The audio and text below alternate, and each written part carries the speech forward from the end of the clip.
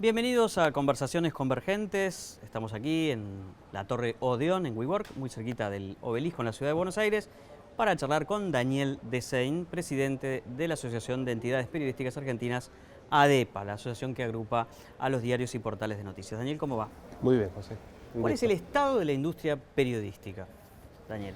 A nivel global, a nivel local. Empecemos, si querés, un panorama estructural global y después bajemos a la situación en Argentina. A ver, es una industria muy golpeada por la pandemia. Lo que la pandemia significó básicamente es una aceleración de tendencias y en la industria periodística en particular eso implicó un vertiginoso aumento de la migración de los flujos publicitarios hacia las tecnológicas. Entonces, aquello que en 2019 pensábamos que iba a ocurrir en 5 años, pasó en 2020, ¿no? Simultáneamente eso fue desparejo, porque mientras durante los primeros meses de la cuarentena veíamos lo que ocurría en Europa y en mercados desarrollados caía la publicidad 30-40%, en la Argentina a partir de abril, mayo caía 70-80%, en América Latina en general, ¿no?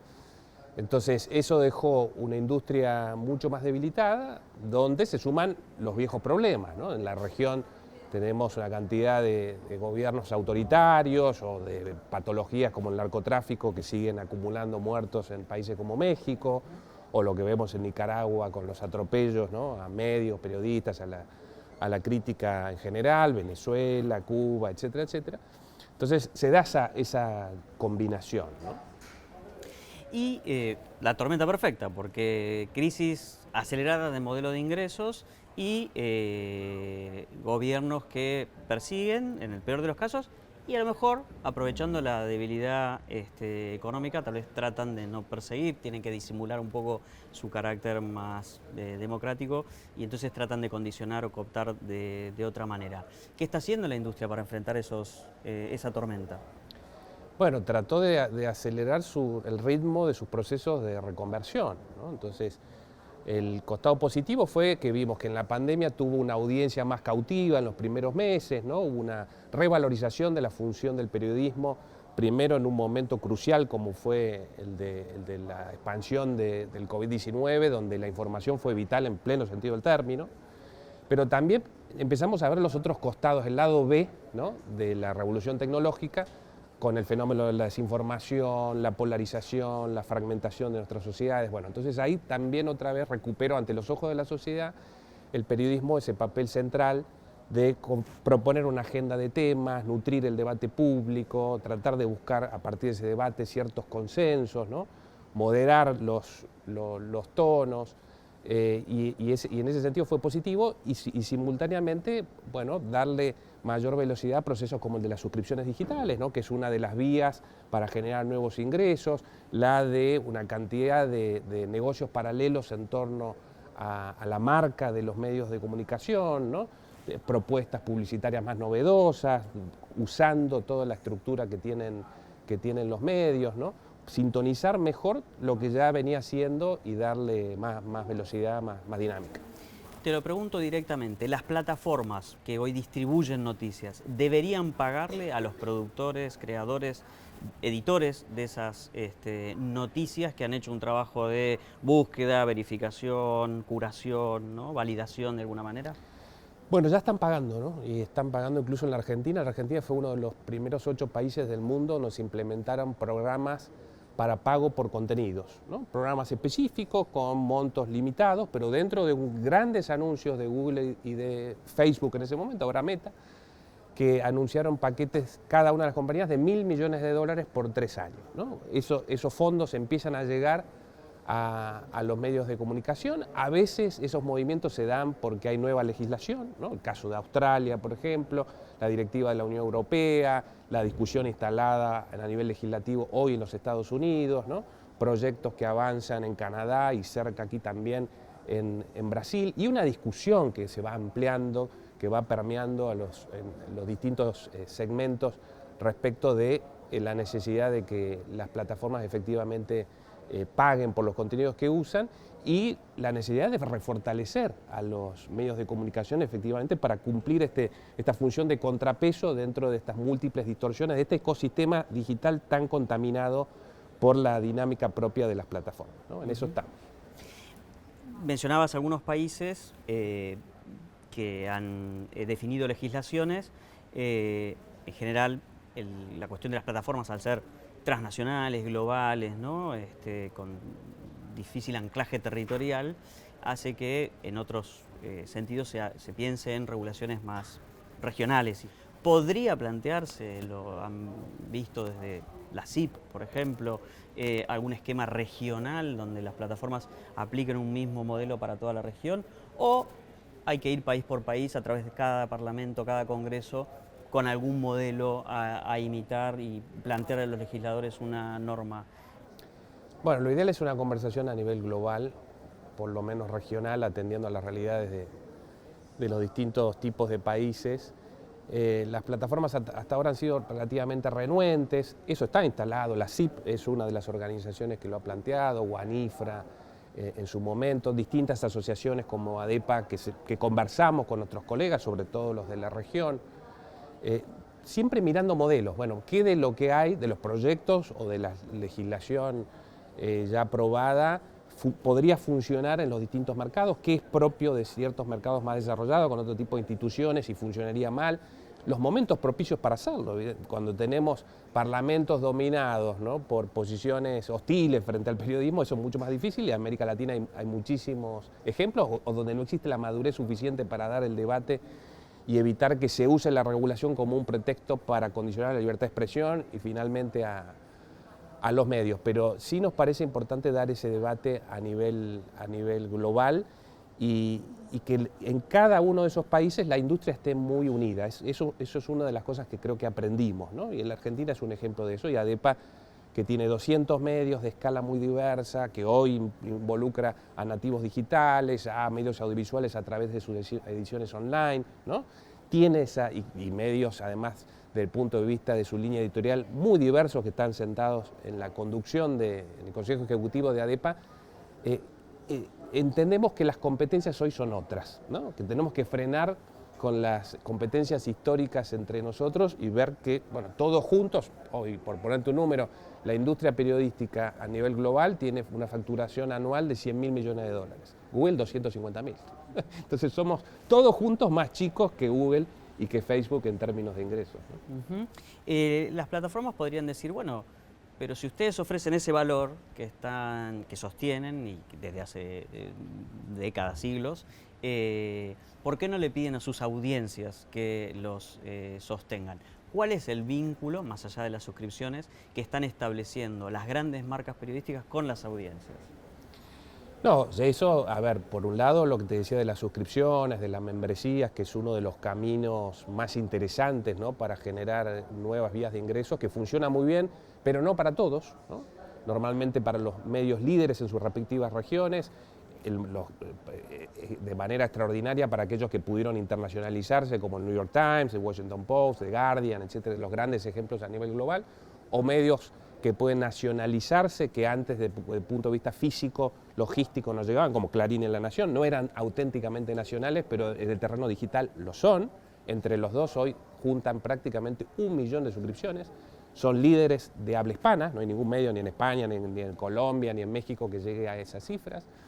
Entonces, a ver, la Argentina es un gran ejemplo de esa reconversión, ¿no? Infobae, que acaba de cumplir 20 años, es el medio de habla hispana con la mayor audiencia a nivel global, lo que te decía de Clarín y La Nación, las redacciones más modernas, ¿no? En cuanto a calidad periodística, bueno, múltiples ejemplos en distintos tipos de periodismo, como el periodismo de investigación, por ejemplo. Ahora, la conformación de esas audiencias no genera la posibilidad automática de un modelo sustentable. ¿Por qué? Porque la publicidad, que era el combustible exclusivo en muchísimos medios y siempre muy importante en aquellos que tenían otras vertientes de ingresos, bueno, ha tenido una caída extraordinaria por esta dinámica en la que van hacia Google y Facebook, que hace 15 años todas las tecnológicas representaban un 5% de la torta publicitaria y hoy más de la mitad. Y dentro de esa mitad de todos los publicidad digital, 2/3 son de 2 empresas. Entonces tenemos niveles de concentración extraordinarios. Y los diarios que tenían hace 15 años 30% de ingresos por esa vía, hoy es el 6%, ¿no? Entonces se ha dado vuelta el modelo, hay que recomponerlo, parte va por lo que hacen los medios con sus audiencias, pidiéndole ingresos directos u otro tipo de fuentes de ingresos, pero por el otro lado está la discusión sobre el uso de los contenidos por terceros que están lucrando con ellos, ¿no? Ujú. Ahí hay un tema que es el de la propiedad intelectual, ¿no? Uno como usuario ve que medios aplican muros de pago más porosos, ¿no? Como se les llama en la industria, para que también la gente pueda acceder y conocer los contenidos, y llegado un cierto uso se lo invita a suscribirse, pero también ve que de golpe producciones que evidentemente han costado dinero, investigaciones prolongadas en el tiempo, con equipos de investigación o herramientas de periodismo de datos o software, es evidente la inversión de un medio en esa producción, que es copiado y pegado en múltiples otras plataformas, y hay un acceso digamos, sin ningún tipo de protección de la propiedad intelectual, particularmente en países latinoamericanos, ¿no? Que no se ven en otros lugares. ¿Qué se hace con eso, no?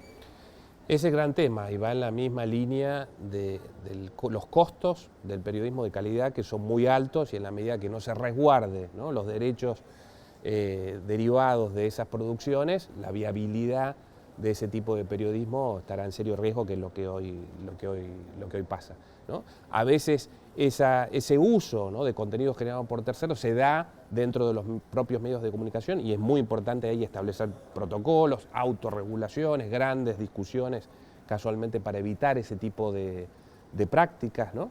Pero las tecnológicas tienen un papel preponderante en este juego, no solamente en el uso de esos contenidos, sino también en el privilegio, en el posicionamiento que le dan, por ejemplo, los buscadores a contenidos que han sido generados de pronto por un actor, pero aquel que lo ha tomado a veces aparece mejor rankeado porque tiene técnicas para posicionarse mejor ahí, ¿no? Eso es lo que llaman las técnicas de SEO, por ejemplo. Bueno, ese también es otro papel, otro rol que juegan las tecnológicas en este juego. Daniel, habíamos dicho que otra gran condición natural para que se desarrolle el periodismo profesional, independiente, ¿no?, que cumple con aquella idea de hacer visible lo que algún poder económico, político, religioso, social no quiere que se sepa. ¿Cuál es la principal amenaza en ese sentido al periodismo hoy en Argentina? A ver, si tomamos cierta distancia histórica, te diría que hoy no volvimos a los niveles entre 2009 y 2014, que fue el gran lustro oscuro desde el 83 a la fecha, ¿no? Pero luego, en el gobierno de Macri, se desmantelaron muchos de los mecanismos de este hostigamiento sistemático a los medios de comunicación por distintas vías, muchas ostensibles, que eran claramente identificables, pero otros que conforman parte de lo que se llaman los mecanismos de censura sutil, a través del lado económico, con el uso de la pauta, regulaciones, ¿no?, concesiones, aquello que no es tan visible, por lo menos para el gran público. Hoy lo que decíamos antes es, con la pandemia tenemos medios, una industria más débil, con lo cual más frágil. Entonces, de pronto, ataques que en otros momentos podrían no haber sido demasiado efectivos, ¿no?, para disminuir, atemorizar, neutralizar, ¿no?, cooptar, castigar a los medios, hoy sí lo son, ¿no? Tenemos esta industria muy, muy frágil, por lo tanto, la discrecionalidad en el uso de los recursos públicos, ¿no?, algún tipo de intimidación aparentemente lavada, solapada, ¿no? Nos encontramos con un sector que tiene menos espaldas, ¿sí?, para bancar su independencia editorial, ¿no? Esa autonomía económica indispensable para poder pararse frente al poder, hoy es extremadamente frágil. ¿Hay una persecución judicial en algunos ámbitos? Esto puede parecer raro, ¿no?, porque son los políticos los que denuncian, o algunos políticos los que denuncian, me persiguen, los jueces y los medios, dicen, ¿no?, esos políticos. Pero también vemos algunos casos, Daniel Santoro, Irene Benito, Daniel Enzi y otros casos de periodistas, de investigación en general, que terminan en los tribunales acusados, embargados, ¿no?, con incluso la amenaza de quedar detenidos con prisión preventiva en algunos de los casos. ¿Hay una persecución de algunos ámbitos judiciales? Lo hay, sobre todo a periodistas de investigación que funcionan como casos testigos, ¿no? En la medida en que se busca criminalizar el oficio periodístico, aparecen ahí como amenazas para todo aquel que se atreva a cruzar ciertas fronteras, ¿no? Y del otro lado lo que decías que es la teoría del lawfare, ¿no?, que ahora con la causa de Cristina Kirchner avanzando, bueno, se va acentuando esta descalificación a sectores del periodismo, supuestamente complotados con sectores del Poder Judicial, de la oposición, etcétera, etcétera. Y eso es prestigioso, eso es peligroso en la medida en que va generando, va permeando, ¿no?, esta idea en la sociedad, en ciertos grupos, ¿no?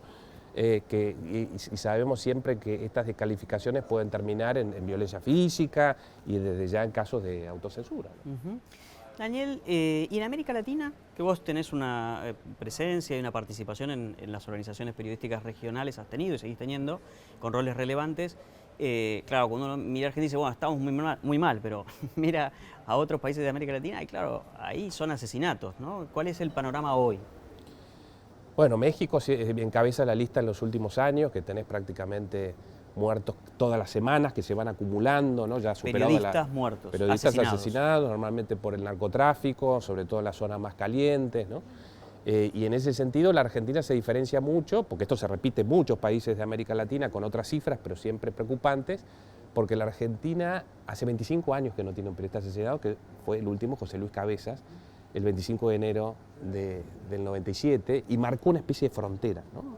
Afortunadamente, el periodismo primero, la sociedad después, ¿no?, reaccionó y fijó allí una valla, ¿no? Jorge Fontevecchia dijo en su momento que la muerte de Cabezas salvó la vida de muchos periodistas. Entonces, eso nos marca un límite que afortunadamente no fue traspasado. Pero luego tenemos, claro, todos los regímenes autoritarios, ¿no?, que avanzan, Nicaragua, digamos, el más reciente en la aceleración, con la confiscación de medios, periodistas que están encarcelados, ¿no? Una enorme muestra de intolerancia y de agresión frente a la crítica, Venezuela que sigue dando muestras permanentemente, Cuba desde ya, ¿no?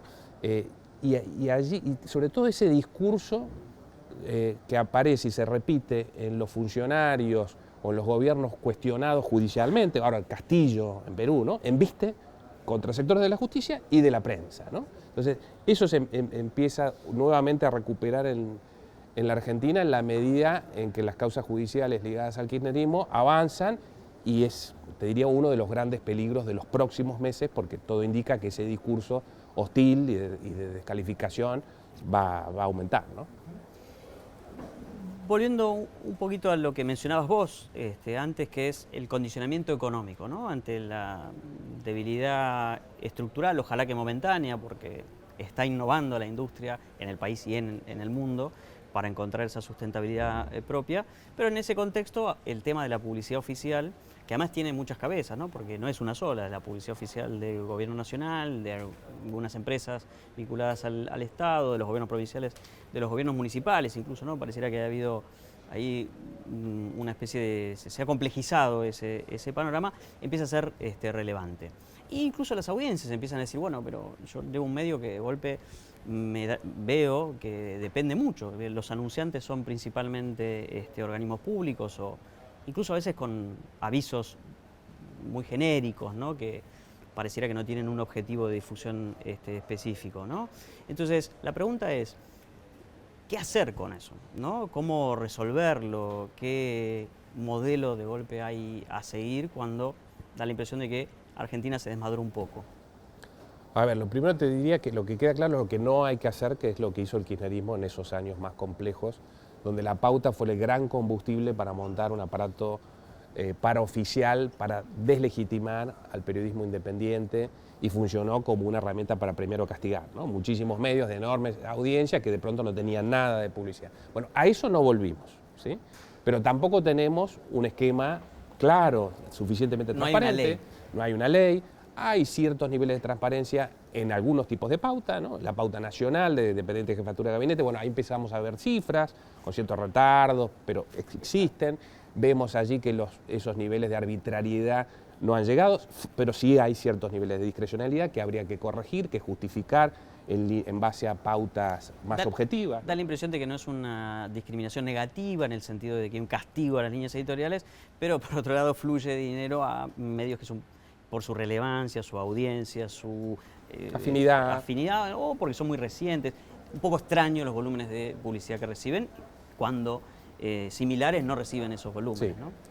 Y ahí durante el gobierno de Macri hubo un intento limitado, que fue la autorregulación, ¿no? Cuando se fijaron pautas vinculadas a audiencia, federalismo, también de asistencia a cierto tipo de medios, etcétera, etcétera, pero eso no se reguló, esa es la gran asignatura pendiente, y te diría que esa situación que vemos a nivel nacional es mucho más grave a nivel provincial, ¿no?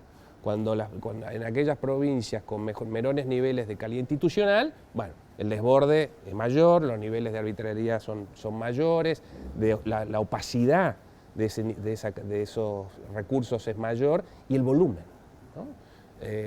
Un dato que me daba un funcionario hace poco: no hay ninguna provincia en la Argentina que en términos relativos no tenga más de 5 veces lo que tiene el Estado Nacional en materia publicitaria. Son cifras muy grandes. Si uno sumara todo eso... Si uno lo comparara con la población... y con la publicidad privada, está en ese orden de magnitud. En 2021 la publicidad privada estuvo en 85.000 millones de pesos, unos 450 millones de dólares a dólar libre. La publicidad oficial sumada, municipal, provincial, organismo descentralizado y jefatura, es más o menos eso. Y nunca fue tanto, porque la que cayó, la que llega a los medios de comunicación en definitiva, cuando uno analiza ese segmento en particular, hace que las proporciones sean hoy muy peligrosas respecto de la posibilidad de mantener la independencia editorial de buena parte de los medios. Hablamos mucho de las urgencias, ¿sí? Es una industria que se está transformando, que tiene los problemas que describimos, pero me gustaría tener un párrafo sobre el futuro, digamos. Por ahí, no el futuro ya inmediato que tiene esta agenda, sino un poquito más adelante, ¿no? Pensando en, por ejemplo, qué pueden aprender las grandes marcas periodísticas de las redes, de los usuarios en las redes. Ya sabemos lo que no, vos lo mencionaste: desinformación, discurso de odio, etcétera. ¿Y dónde se van a formar? Una pregunta que te he hecho en otras oportunidades: los nuevos periodistas, ¿no? ¿Qué perfil pensás que pueden llegar a tener? ¿Qué necesitan saber? A ver, yo creo que también desaprendimos cosas, ¿no? Hubo un gran error de base, que fue no pedir a las audiencias que pagaran por nuestros contenidos en Internet, como lo hacíamos en los soportes tradicionales, ¿no? O muchos de ellos. Luego tratamos de copiar los modelos de acumular grandes audiencias para monetizarlas algún día. Ese día no llegó para casi nadie. Y dijimos, no, bueno, hay una parte de la audiencia que sí podemos monetizar a través de suscripciones o de membresía, que son como dos esquemas distintos para dos perfiles de medios distintos, ¿no? Entonces, empezar a valorar la audiencia que tiene una relación más directa, que es más fiel con la marca, ¿no?